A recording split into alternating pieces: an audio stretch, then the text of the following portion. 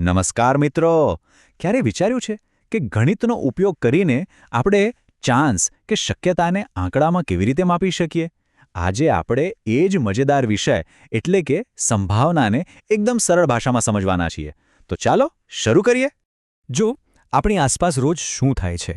આપણે વિચારીએ છીએ આજે વરસાદ પડશે કે નહીં, મેચ કોણ જીતશે, સિક્કો ઉછાળીએ તો હેડ્સ આવશે કે ટેલ્સ.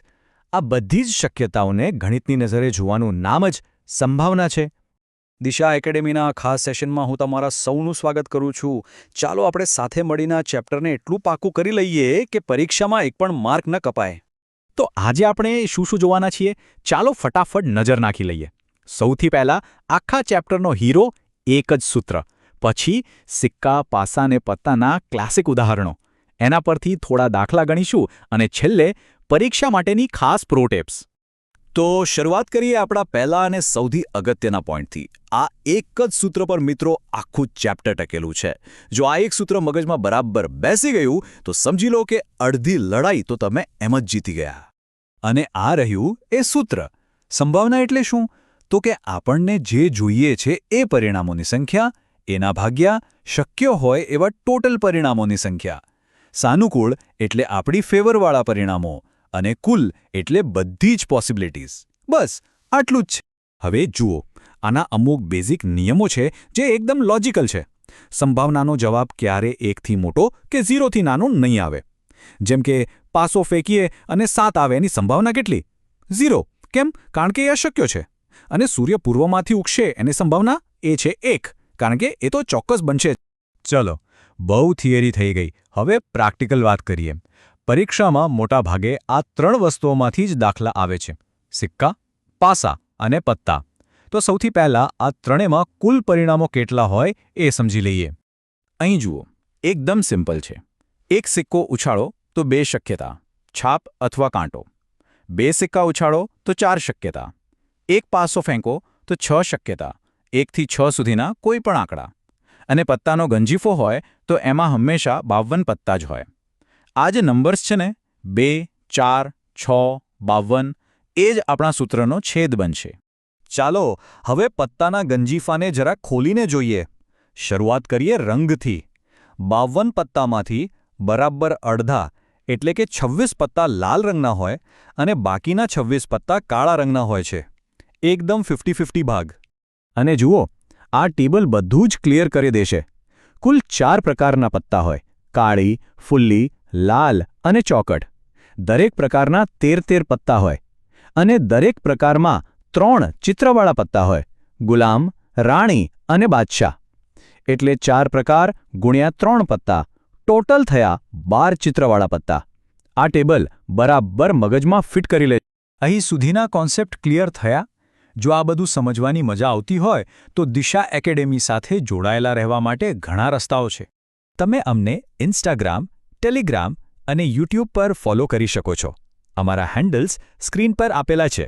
સારું, ચાલો હવે પાછા આપણા દાખલાઓ પર જઈએ. ઓકે, તો હવે જે કંઈ પણ શીખ્યા એને વાપરવાનો સમય આવી ગયો છે. ચાલો કેટલાક દાખલા ગણીએ, જેથી આપણો કોન્ફિડન્સ પણ વધે અને કોન્સેપ્ટ એકદમ પાક્કો થઈ જાય. પહેલો દાખલો લઈએ સિક્કાનું. સવાલને ધ્યાનથી સમજજો. ઓછામાં ઓછી એક છાપ. આનો મતલબ શું થાય? એનો મતલબ એ છે કે એક છાપ હોય તો પણ ચાલે અને 2 છાપ હોય તો પણ ચાલે. બસ એક પણ છાપ ન હોય એવું ન ચાલવું જોઈએ. તો જુઓ, આપણા કુલ પરિણામો તો 4 જ છે. હવે આપણી શરત પ્રમાણેના સાનુકૂળ પરિણામો કયા કયા? HH, HT અને TH. આ ત્રણેયમાં ઓછામાં ઓછી એક છાપ તો છે જ, એટલે સાનુકૂળ પરિણામો થયા 3. તો જવાબ શું આવશે? સાનુકૂળ 3 ભાગ્યા કુલ 4 એટલે કે 3/4. હવે વારો છે પાસાનો. સવાલ છે, પાસા પર અવિભાજ્ય સંખ્યા આવવાની સંભાવના કેટલી? યાદ કરો, અવિભાજ્ય સંખ્યા એટલે એવી સંખ્યા જે ફક્ત 1 અને પોતાનાથી જ ભાગી શકાય. પાસા પર કુલ 6 શક્યતાઓ છે. એમાંથી અવિભાજ્ય સંખ્યાઓ કઈ કઈ? 2, 3 અને 5. અહીં એક વાત ખાસ યાદ રાખજો, 1 એ અવિભાજ્ય સંખ્યા નથી.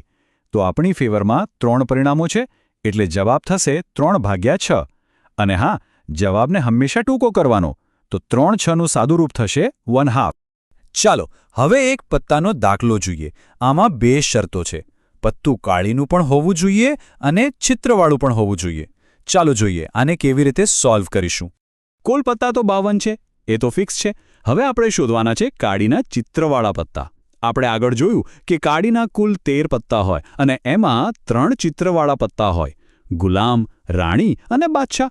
તો આપણા સાનુકૂળ પરિણામો થયા 3. બસ જવાબ મળી ગયો, 3/52.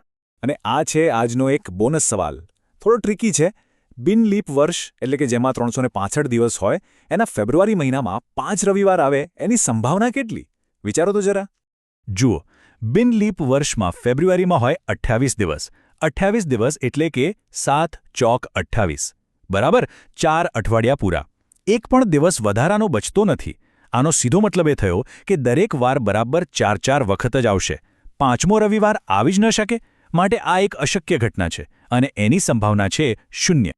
ખૂબ સરસ. આપણે દાખલાઓ તો ગણી લીધા.